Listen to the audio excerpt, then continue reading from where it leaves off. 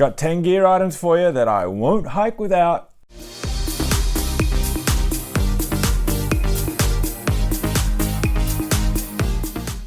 Well, let's get started with gear item number 1, and that is my sun hat. This dorky looking thing here. I love looking dorky in this.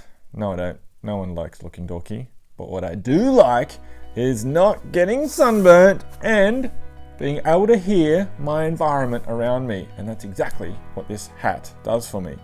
I've been on like a big mission to get the right hiking hat. I've even done a video on it. You can find it on my channel somewhere. And this is the end result. It is this Montbell fishing hat. Oh, it's a hiking hat, but I use it as a hiking hat. What I love about it is it's baby bear porridge of hats. It's not too much, it's not too little, it's just right in the middle. So it's got the right stiffness of brim, so it doesn't like flop down around you, but it's not too big, it's like, you know, something over your shoulders. It's got the right lightness and breathability, like it's very, very airy. It allows you to hear all around you, like I mentioned. You can even like snap it up on the sides like this and look like a real like horse rider, light horseman type thing. But no, what they're for is just like if you've got sun coming down that side and you want to get more sort of ventilation and like, you know, breathability on that side and even being able to hear stuff, you can do it on that side. So I would not hike without this hat. I just love everything that it does for me, including, of course, main thing is not getting sunburnt on my neck and my head and a big part of my face. The second item I won't hike without is these, my hiking gloves. They're like, I think they're called like Columbia sun gloves, but I've used them heaps. I love them. They do heaps of things for me. The first thing is they protect my hands from the sun, and that's actually a place where a lot of people get melanomas. It's actually on the face and on the hands, tops of the hands. So these things are this like lightweight, breathable material. It's like stretchy, protects you from the sun.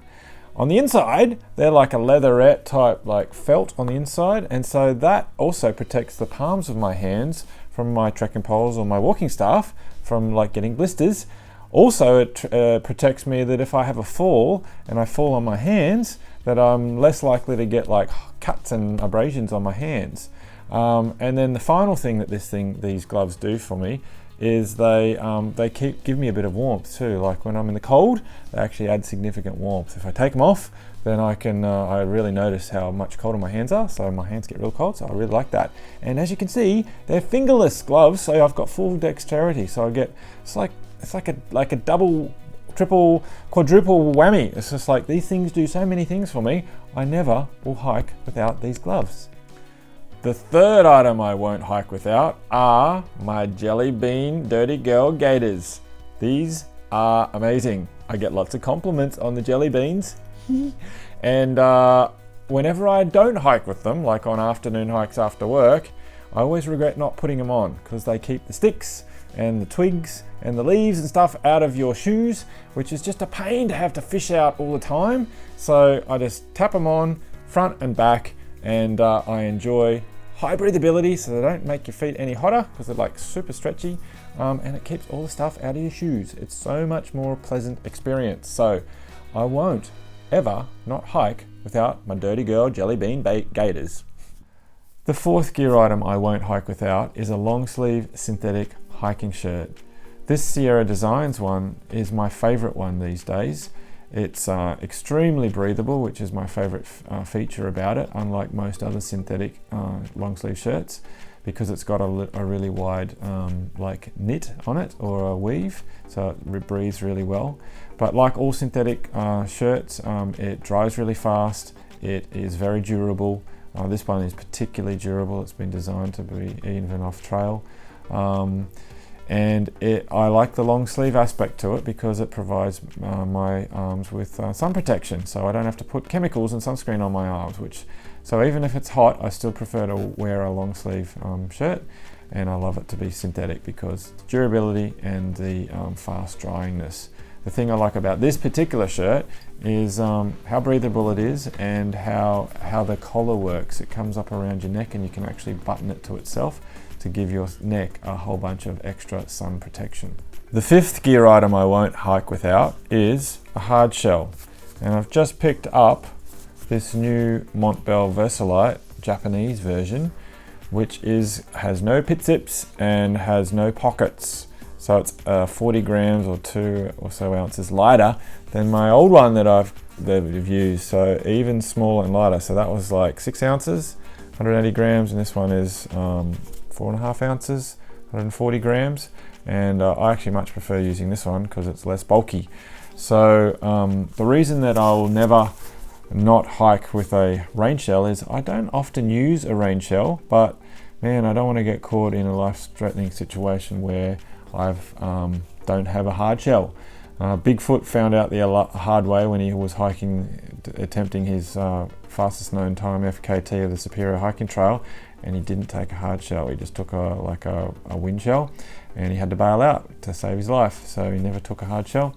I went on a hike to Frenchman's Cap, and I took a poncho, and it was okay, but my arms got wet and stuff. So in future, if I take the poncho, I'll take the hard shell as well, because you can never have too much rain coverage, and it's also a heat trapper as well, so you can use it as a wind shell. So the sixth gear item I won't hike without is one of these, an EPIRB emergency beacon. How many horror stories have you heard, like people like dying and not being able to be found? And that, I don't want that to be me.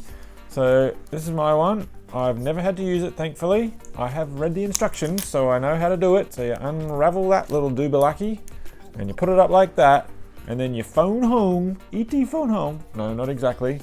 All you do is you push the power button for a second to turn it on. And then if you accidentally do it, you push it 5 seconds, that's what it says, and turn it off. And there's a tester there as well. So I carry an EPIRB so that I don't die, and I can contact someone if I have fallen down a cliff, fallen in some water, and need some urgent rescuing. The seventh gear item I won't hike without, for sure, is my battery bank. This beautiful little Anker 10,000 milliamp hour, something or other, 2. I've had it for a year or 2. I love it. I actually use it in daily life a lot on the train, and yeah, that's what I would normally carry. It charges my big ginormous iPhone 6 Plus S something or other about 3 times, which is normally good for like 2 to 5 days depending on how much video I'm doing, and I normally take that little iPhone plug in there, or if I really like my deluxe one, which I use in my everyday life, I might take that one because it's just like super much nicer to like connect anywhere. You can have that in your back pocket and then your phone in like your front pocket, and it'd be charging while you're using it and while you're hiking.